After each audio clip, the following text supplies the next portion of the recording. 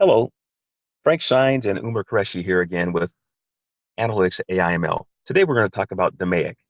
DMAIC is a methodology. It stands for Define, Measure, Analyze, Improve, Control.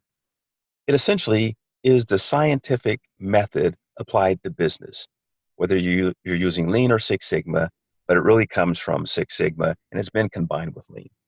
The first thing we do is we define what is the problem, the background of the project problem that we're looking at, and we define it from the perspective of a process.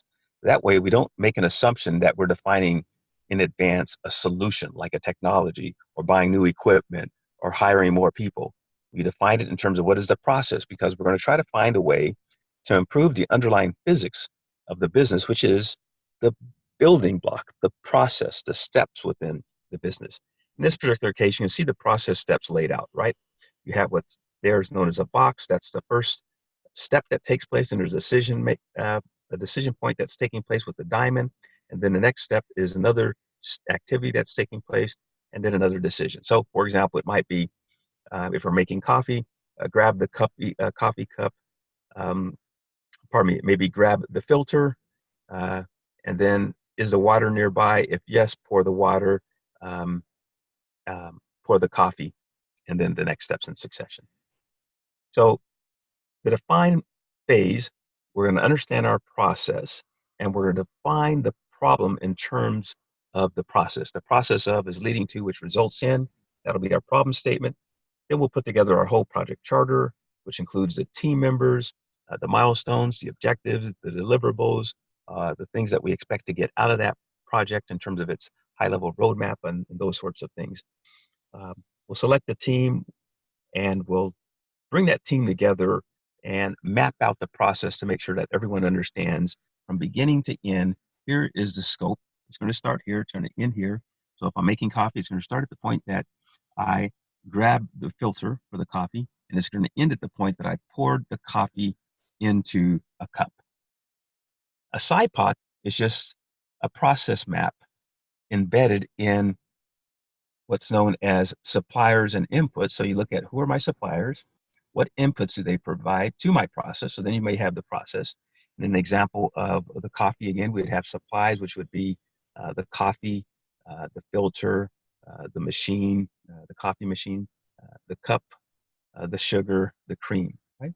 And then the inputs would be, probably would be the suppliers of those.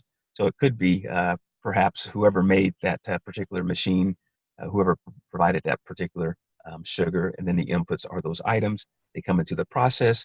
We convert all of those things, filters and coffee and water and things, into a cup of coffee, which is the output O that is received by the customer, the coffee drinker themselves. So that's what SIPOC does. Very high level way of understanding any very simple process like making coffee or very, very complex processes that could include hundreds or thousands of steps. We simplify it very quickly with a SIPOC. Once we define the problem and provided the background of the problem, identified the problem statement, put together the team and charter and gotten approval to move forward, put together the business case about how much we believe we could make from this improvement, then we've completed the define phase. So then we go in and we measure. What is a measurement of our current state? That may be measured with a trend chart, such as the runner trend chart you're seeing there. We may also grab information such as if we're looking at the coffee machine, what we may be looking at is on average, how long does it take to make the coffee? And you might be looking at the average. Sometimes it takes longer, sometimes it's shorter, depending on whether or not you have the ingredients, depending on who's making the coffee, depending on if it's more strong coffee, if it's a larger pot of coffee. So you may have a trend chart over time that shows it varies the amount of time it takes to actually make the coffee. And then you try to ask, well, why is it taking so long? And then you would measure the things that create the time that takes so long, right? And you might measure specific things. Well, we spilled the coffee. So you may have that as a count on a Pareto chart saying the causes for delays in making the coffee is sometimes the number of times each month that we spill the coffee at our restaurant is this many times. The number of times that someone does not show up on time is this many times. And then you have a count of that. That's a Pareto on the bottom, the blue graphic. Now we know where to focus our time and attention. We'll focus on the item that has the highest um, volume of our frequency of errors or mistakes, because that's going to give us the biggest bang for the buck. You could also convert that into dollars, the things that maybe lead to the most loss of dollars. So there's our measurement phase. You go into the analyze, we analyze that Pareto, and we say, okay, the things that we found that were failures, we put on a fishbone diagram, or we go through a why analysis. Why means, well, why did we have this spill? Why did we have the spill of the coffee? Well, because, the people were lazy. We'll say, well, were they really lazy, or why were they lazy? Well, they're lazy because they didn't have enough break time. Or you may say, well, why did we spill the coffee again? And someone says, well, it's because it's very easy to make a mistake and spill it. Well, why is that? Well, it's because the coffee is sitting right up against the edge of the counter, and whenever someone turns around in this small space, their elbow, usually the right elbow, spins and it knocks over the coffee. Oh, so, well, why is that happening? Well, because we don't have the coffee positioned in the right place, or we don't have enough space for movement of people. So now you know how to get to the root cause of the problem. You put that up on a fishbone diagram. You may look at the 6 M's, which include manpower, material, methods, machinery, measurements, Mother Nature, those types of things, to categorize the most likely reasons for things that go wrong.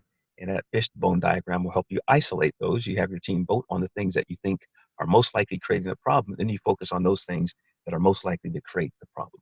Now you've analyzed it, you've got to the root cause of the problem, and based upon the root cause, now you put in place the improvement. Okay, what we're going to do is, in this particular area, we're going to always have the coffee stored in this spot, and it will only fit in this spot. Therefore, you can't have it on the edge of the counter, and it reduces the likelihood that you're going to create a problem, have a mistake. And now you measure over time, and you happen to notice on your runner trend chart that it gets better.